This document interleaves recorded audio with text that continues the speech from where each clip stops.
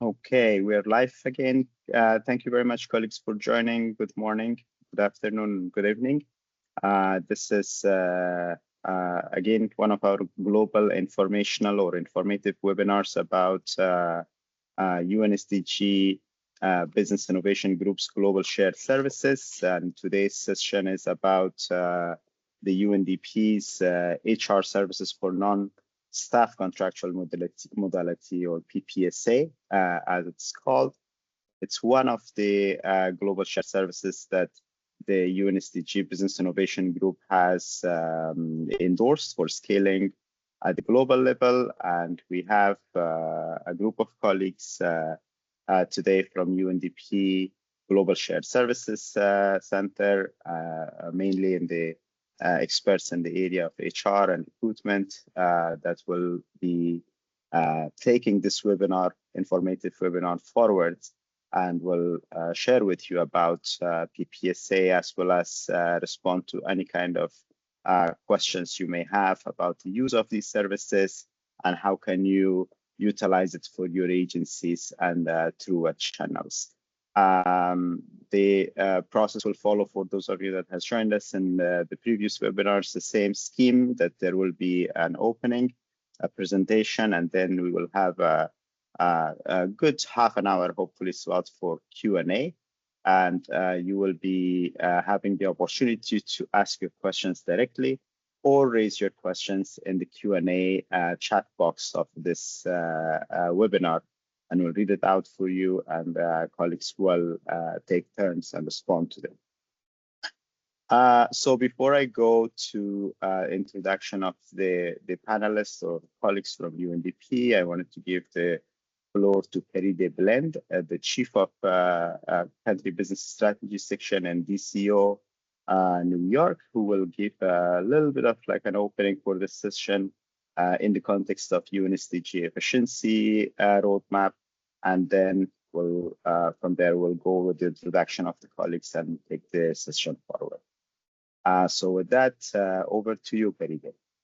Thank you, Zamir. Thank you, colleagues, for connecting to this fourth, I believe, HR services, non-contractual, contractual modality under UNDP, our global shared services. I wanted to put the pieces of the puzzle together very shortly. We just came last week from the fourth annual meeting of the Business Innovation Group of the United Nations Sustainable Development Group, UNSDG.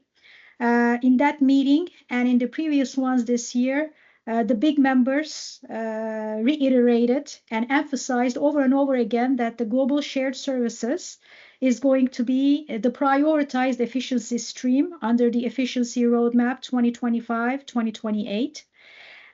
So when you hear today about this service, and perhaps you're over the fence whether you want to sign up to it or whether you've signed up to it, but you don't really know how to use it more effectively, then you need to also take into consideration that the GSS overall, interagency-wise, reached $44 million in 2024 in efficiency gains. This is much less than entity-specific efficiency gains, which is $447 million.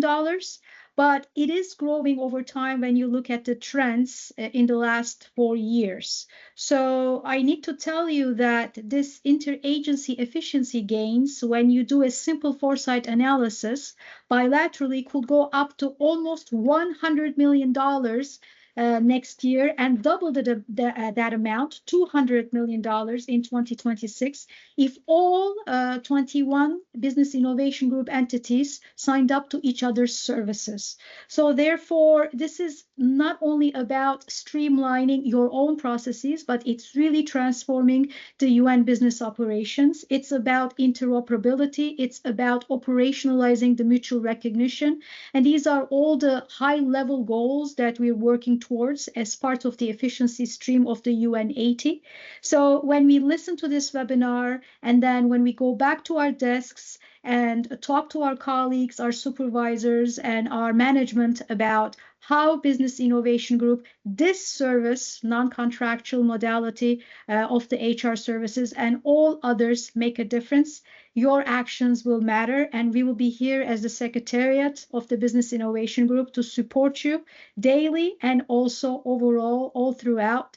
Because we're serving the UN, you're serving the UN, and that is exactly what the service is doing. So have a very good session, and hope that we will make a difference after this session and after this series of webinars. Thank you. Thank you very much, Peride, for the opening statement. And colleagues, now we're going to introduce the panelists for this webinar. So we have Nato Zubava. Nato, I hope I pronounced it right. Nato is one of the managers in the Global Shared Services Center of UNDP in Copenhagen. And we have Liliya Zakharova, who is the lead for the PPSA team, and Ola, as well as Mari, human resources specialists and experts in this area. So with that, let me hand over the floor to Nato and the team afterwards. Over to you, Nato. Thank you, Zamir. Welcome, colleagues, and thank you for attending this session on non-staff contractual modalities that UNDP offers to its partners. Just as Zamir and Peride have highlighted, this is informational session to provide you insights into how UNDP can support the UN entities in outsourcing administration of their non-staff workforce. That would also include managing the payroll, which is in alignment with the UN80 initiative.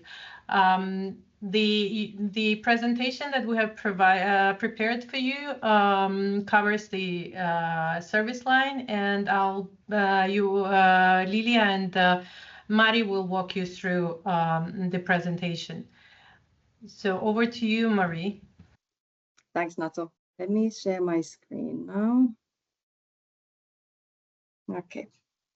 So good morning, good afternoon, colleagues. My name is Mari Pesonen, and as was mentioned, I'm an HR specialist based in OHR, New York. So it's an early start for us in New York, but let's see how we will manage to stay awake, I'm sure, during the webinar. But in my role, I cover the PSA and the PPSA modality specifically. So the PSA is UNDP's partner, or the personal services agreement, and then the PPSA is the partner version of it, which we will go more into. But this is my focus, and I'm joined here to give you the presentation with Liliya, who will take over midway through the presentation and will introduce herself as well a little bit more in detail. And the objectives of the webinar, as was mentioned, is, the main objective is primarily to share more information with you. Some of you will probably know some of the content.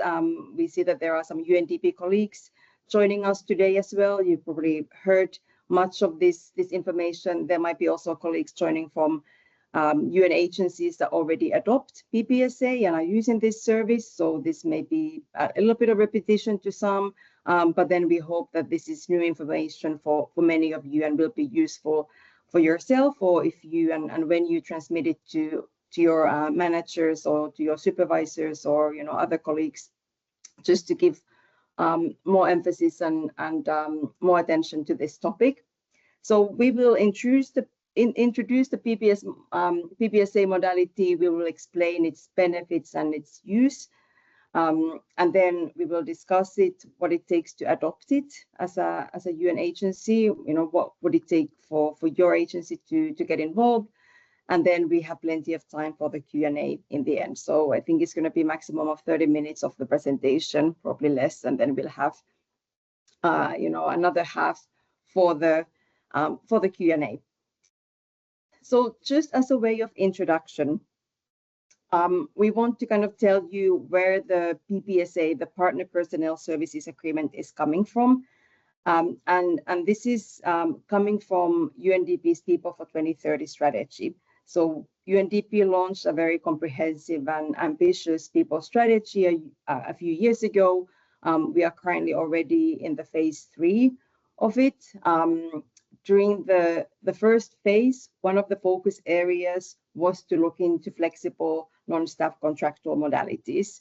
The whole purpose of People for 2030 is to build an inclusive and high-performing and agile workforce, and overhauling UNDP's own contractual modalities was really a key aspect to get here.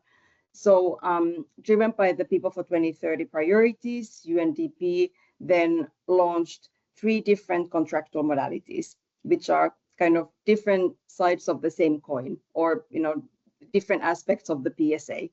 So first of all, we have the International Personnel Services Agreement, which is the IPSA, or the IPSA, which largely replaces the use of individual contractors for UNDP, and this came to effect in 2021.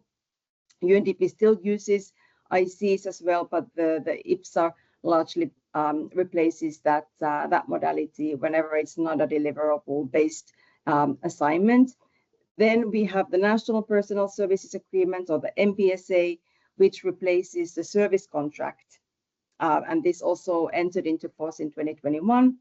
And then what is the focus of today's session is the Partner Personnel Services Agreement, so the PPSA, which places service contracts for partner agencies and then also enables partner agencies to engage international personnel as IPPSA.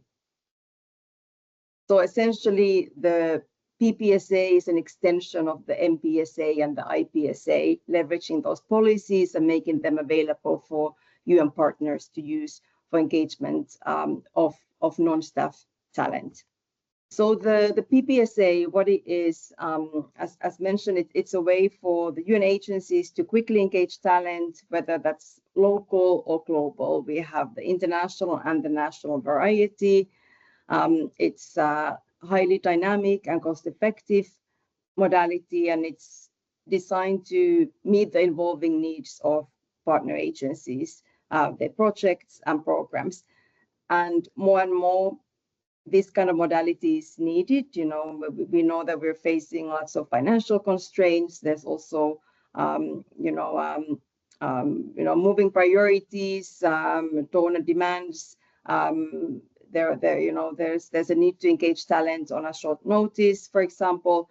So the PPSA is really designed to fit many contexts, and specifically these kind of uncertain and evolving times where cost is a major consideration, and so is engaging talent at a very fast pace.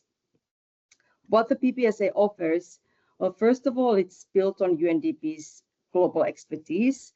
As mentioned, it's aligned with the IPSA and the NPSA policies, and most importantly, it's building from the long experience of administering service contracts. As mentioned, the NPSA is replacing the service contract modality the UNDP has been administering for more than 30 agencies for almost 30 years across really the globe.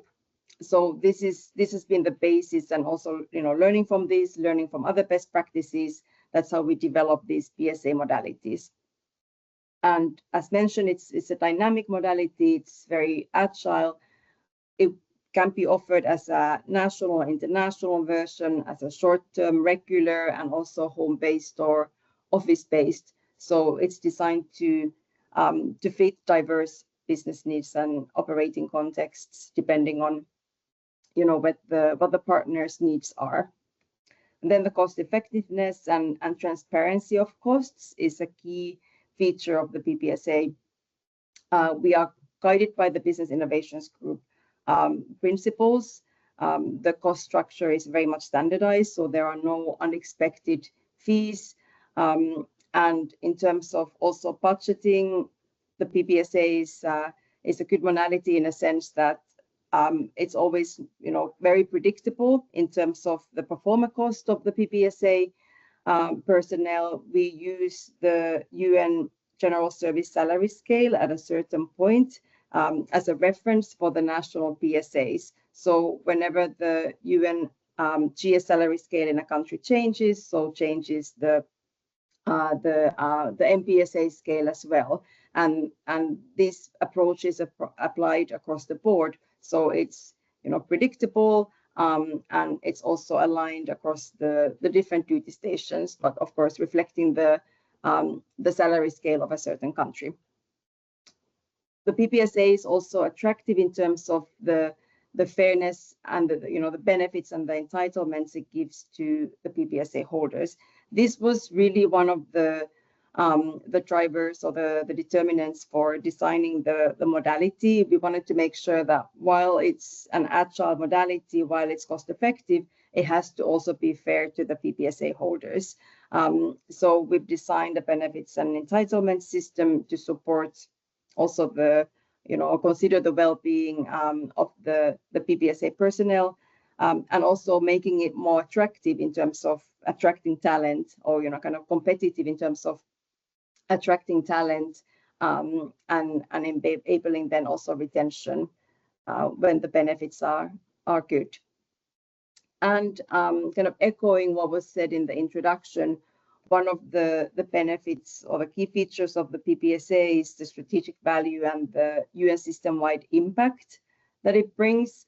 The landscape for non-staff contractor modalities in the UN system is very fragmented.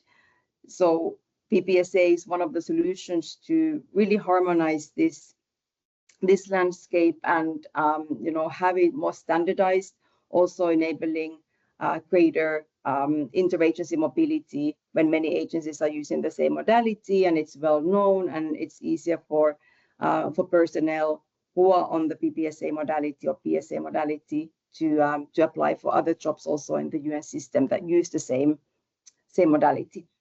To continue, some of the key elements of the entire PSA framework. Well, first of all, it's a key aspect is the alignment with the ICSD pay scale reference index. As we mentioned already, the salaries of the MPSA colleagues are referenced against the GS salary scale of the given country station. So this really saves some administrative costs. We used to have to do salary scales for service contracts in UNDP, and the new MPSA design or the PPSA design has eliminated the need for this. So the administrative costs for maintaining this MPSA or the PSA entirely, the broader PSA framework has really we've streamlined the administration. The consistency and transparency are obviously a key aspect, and then the fair application across all duty station to all personnel across all duty stations.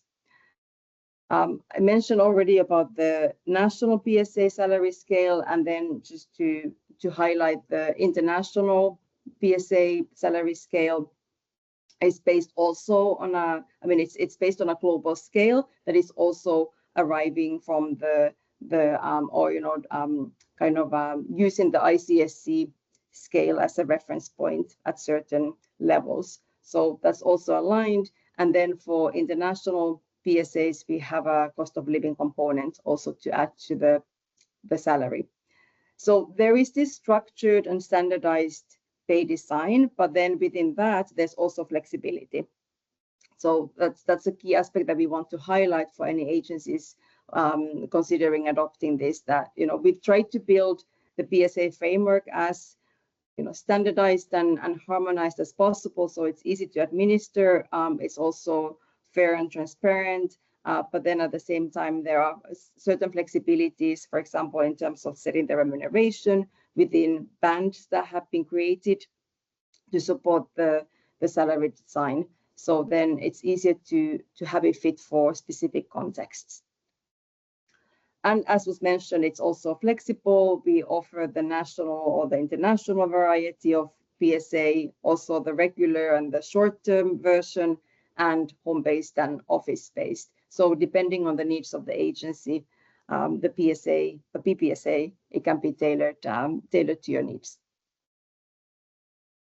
Just to highlight, we will not go into detail of all the benefits and entitlements. You will have this as a reference point if you need later on, and you can always reach out to us if you have questions. on the specific benefits and entitlements for the PPSA holders. But just to highlight again the consistency and fairness in setting pay, in addition to what I mentioned on how the pay design is structured, there is an annual increment of 3% that gets applied at the end of the year upon satisfactory performance. So this is really a great way for engaging also the PPSA holders. In terms of the key benefits, there is pension monetization, which is at 8.33%. This is something that we have been granting for the national PSAs, and as of 1st of January, this will also be extended to international PSAs. There are also robust medical and other insurance coverage that the PSA framework has, and also annual leave in terms of 2.5 days per month, and certified and uncertified sick leave, as well as parental leave and so forth.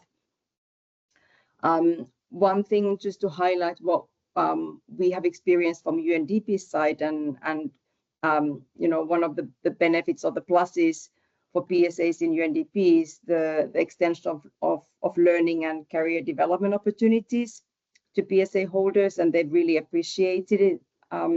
And this is something that for partner agencies, when they consider adopting PPSA, it's worthwhile to consider, in terms of engaging the PPSA holders, offering them access to learning and career development is really key. But that's up to each partner that would be using the PPSA modality. But we have good experience in UNDP that compared to the career opportunities for other non-staff modalities such as IC, the PPSA is really on a different level.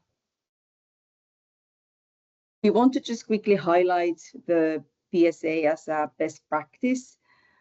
As mentioned, it builds on from the long experience of administering service contracts. But then what we want to emphasize here is that there was a couple of years ago a JIU review, the Joint Inspection Unit reviewed all non-staff contractual modalities in the UN system, and the PSA, so the Personal Services Agreement, the main, the broader concept of the modality, it was recognized as a reliable and scalable model for addressing systemic inconsistencies in non-staff contracting. Particularly highlighted as good example the benefits and entitlements the UNDP granted for personnel that performed functions of continuous nature. So, for example, the pension and the annual increment. And I mean, they specifically highlighted the annual increment as a good practice. And then the JIU also recognized UNDP's guide on using contractual modalities as a best practice. And with this presentation, you will have a link to this. This guide that might be useful. I mean, it's supporting UNDP modalities and their use, but it's public information. It's on a POP on our policy site already, so it may be inspiration for other agencies as well. And then, as mentioned, the PPSA, that's kind of why we are here, that the PPSA has already been identified as one of these initiatives that can have great efficiencies in the UN system. And we have been working on this streamlining non-staff contracting project under the HLCM umbrella, which is now going to be handed over more to BIC and the efficiency initiatives under BIC.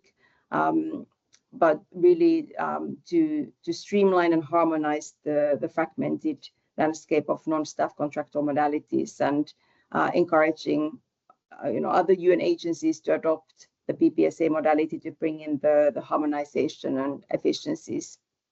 And just to show you what it would now take for an entity to join the PPSA service, and what is our governance and service delivery model. Well, first of all, The partnership would be formalized through an SLA. I mean, this is a standard practice. So the SLA outlines the roles and the responsibilities and the service scope. This is the first step, and also having the MOU and another framework agreement with the partner agency. One point we want to highlight in terms of the scope of the service and the responsibilities is that the PPSA holders will remain fully under the operational authority of the partner agency. So the PPSA personnel are not UNDP personnel. UNDP administers the contracts end to end and also provides the payroll services, but the partner agency supervises and they also define the scope of work. So PPSA holders are always with the agency where they're coming from, not UNDP. And another kind of key principle here, or the step or principle, is that the PPSA is implemented on a full cost recovery basis in line with the big principles. It's a transparent cost structure. We're not trying to make a profit, of course. We're just, recovering, what it takes to run this shop and run this administration, including applying a GMS on top of the direct cost that having the team in place entails. If there are a need or a demand from the partner agencies for additional services, for example, recruitment, these could be also agreed on a separate cost recovery basis. And then how the service is being delivered is through a centralized dedicated PPSA team. So I'm here with Liliya. So we are from different parts of UNDP. I'm from OHR New York, where we kind of lead the partnership side of things and overall project management. And then we have the GSSC team based in Copenhagen, who actually then deliver the service. And they can do this in multiple languages. They are also based in a better time zone than us in New York, where it's sometimes tricky to engage with clients. But we also, so we provide the services in English, French, and Spanish, and also Arabic and Portuguese are available in GSSC. And with that, I will hand it over to Liliya to cover a few more slides, and then we can go into the Q&A. Over to you, Liliya. Thank you, Mari. Good day, colleagues. Let me first of all introduce myself, and then I will continue the presentation. So my name is Liliya Zakharova. I am PPSA team lead based in Copenhagen. So basically, I oversee the PPSA team services from GSSC side. So obviously, I will continue this presentation focusing on practical aspects of the PPSA framework. So talking about benefits of the PPSA administration services, I can list maybe the key ones. First of all is that UNDP is very strong positioned in providing non-staff contract administration services. And we do this through the wide geographical presence. Currently, UNDP is present in 170 countries and territories. So we are very well experienced in providing such services throughout all the locations. Another benefit is that PPSA administration is fully centralized, and the administration is done by GSSC team. So we ensure high quality support, and we also include payroll into our services. So we also have capability to address all the urgent needs and the requests from our clients. So our processes are fully standardized and fully aligned with the HR policies across the location. So regardless if the new hire is coming from Zimbabwe or Mexico, the same process will apply to both requests. So this is one of the key advantages as well. Another benefit is our pricing structure, which is also unified across the locations. And we could say that we provide our services at a significantly lower cost than similar staff contracts. So this is another advantages, which basically allow our partners to increase their focus on programmatic priorities and benefits from the low-cost services. Another benefit is that we do provide service through the targeted support and advisory services to our clients. And we do also monitor the client satisfaction rate through our business process. So we basically ensure timeliness and quality in our services, and we do have certain systems to monitor this client satisfaction survey. So one of the key benefits I could mention is that while providing these PPSA administration services, we are using integrated system of ERP and the service management platform in UNO. So basically altogether, those two systems and platforms provides optimization and automation in service provision. I will mention about the UNO in the next slide.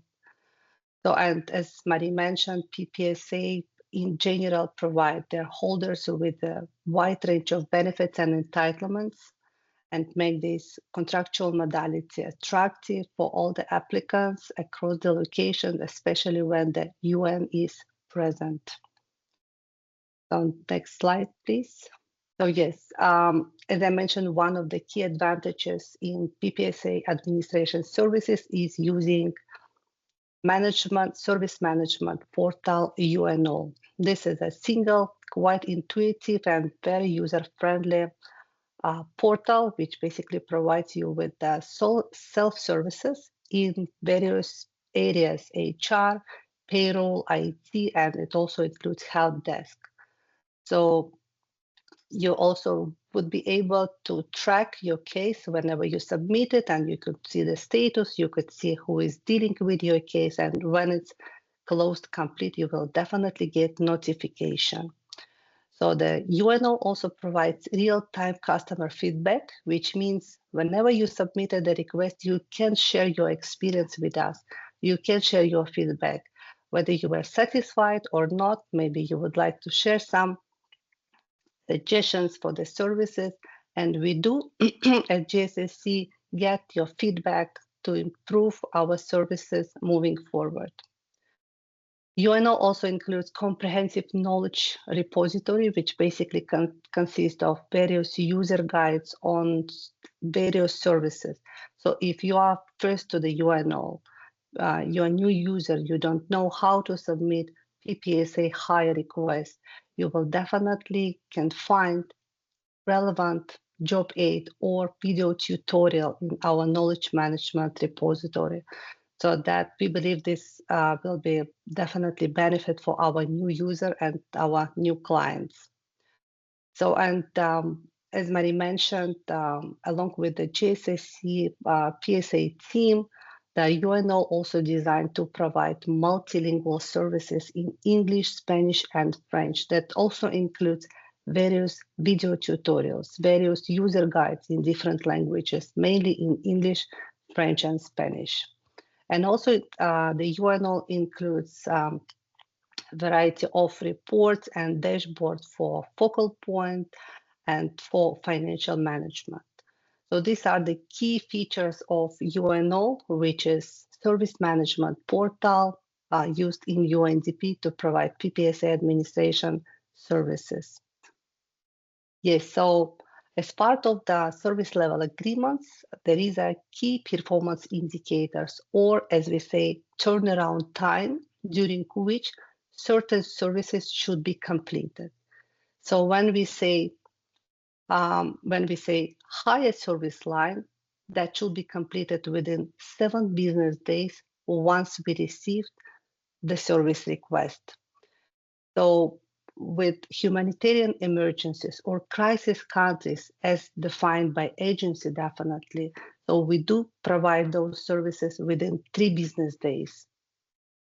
When it comes to live organization events, normally the contract renewal is processed within 3 business days, and other requests are processed within 5 business days.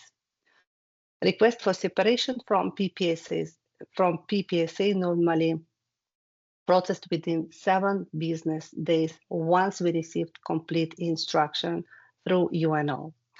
We also have a dedicated PPSA team, which provides advisory services to all requests from our clients, and normally the response time is 2 to 5 business days, so it definitely depends on the complexity of your inquiry. So this is about key performance indicators, and the next slide, please. So maybe just to summarize, what do we offer to our new potential partners in terms of PPSA administration services?